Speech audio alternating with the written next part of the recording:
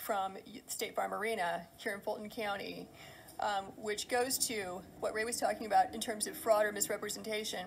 At about 8 o'clock in the morning, we're going to roll this back and show it to you. There you go.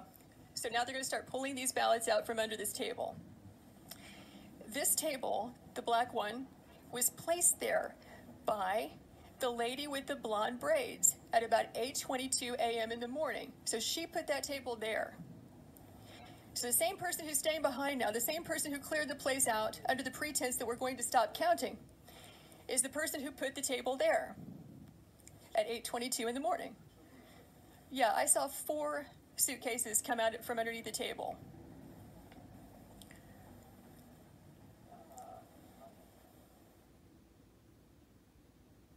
See the gentleman in the red? So he just pulled one out.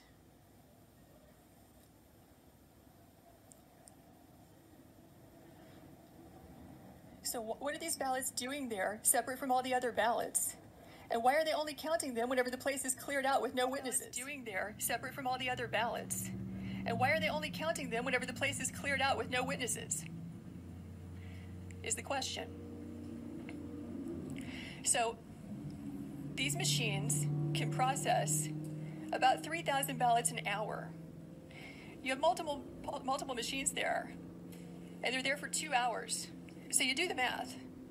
How many ballots went through those machines in those 2 hours when there was no one there to supervise, to be present, consistent with your statutes and rules, to supervise the tabulation?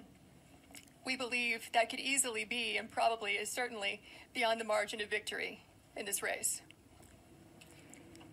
Because if it's only 3 scanners working for 2 hours, right, that's 18,000 ballots that went through.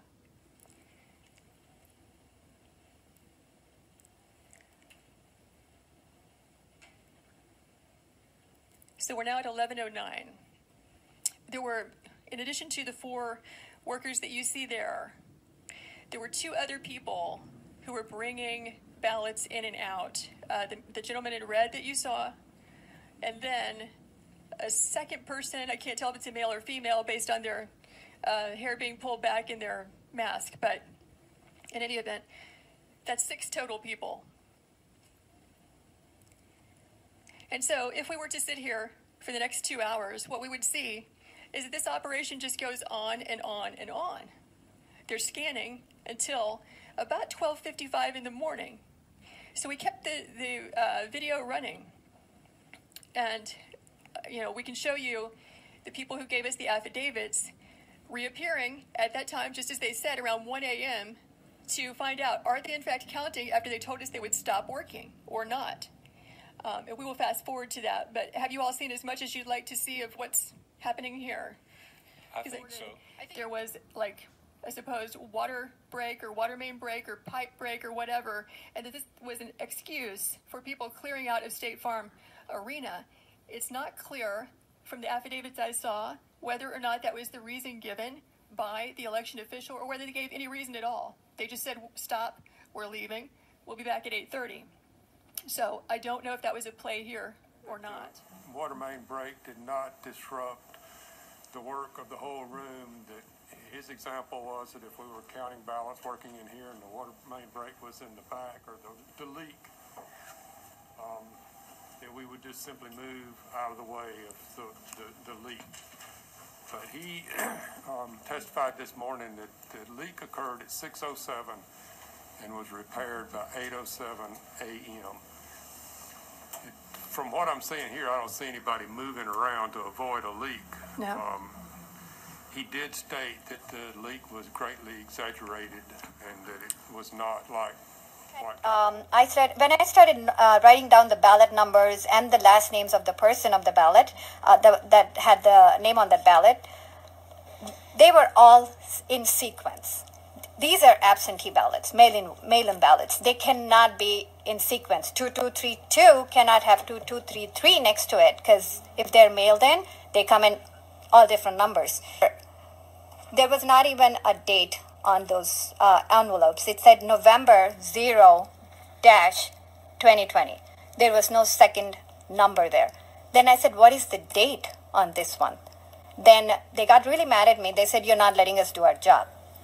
Another thing I also have to say is when the GOP people were getting escorted out with or without handcuffs. Every poll worker and all Democrats stood and clapped like it was some kind of, they all won a lottery ticket. The fractional voting is there. It's not a whole number. Again, if there are 10 people, you cast 10 ballots. You know, the sum of the whatever candidates are voted for should equal 10 and not, you know, 2.87 for one, 3.13 for the other, and 4 for the third candidate. It should all, you know, equal whole numbers. Really jumped out at us, besides the feel of these ballots, besides there were no folds, was the fact that the first one that was bubbled in had almost a little eclipse of white in the bubble where you would bubble in. And in that ballot, I mean, everything else was right there. But as we began to proceed through, because we had to sort these by Donald J. Trump, Joseph R. Biden, and Joe Jorgensen, and then write-in if we happen to have a write-in. What we began to notice was an overwhelming amount were exactly, not possibly, but exactly the same. So these absentee ballots had no folds in them, yet they were presented as absentee ballots. Even if they'd wound up as a provisional ballot, which is similar in structure, just different type of envelopes, it would have been exactly the same.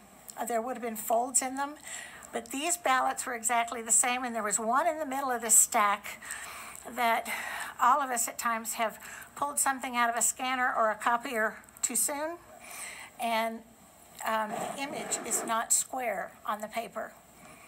And that's exactly the way one of these ballots was in this batch. It was also striking to me that rather than having the customary 100 to the batch, it had 110.